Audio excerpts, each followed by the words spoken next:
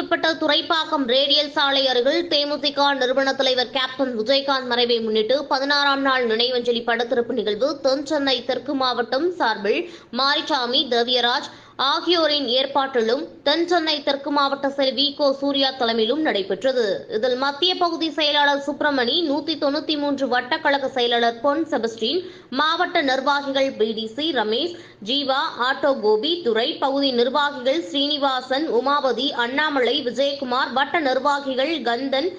ஆனந்தராஜ், பாஸ்கர் மற்றும் கழக நிர்வாகிகள் பலர் கலந்து கொண்டு சிறப்பித்தனர்.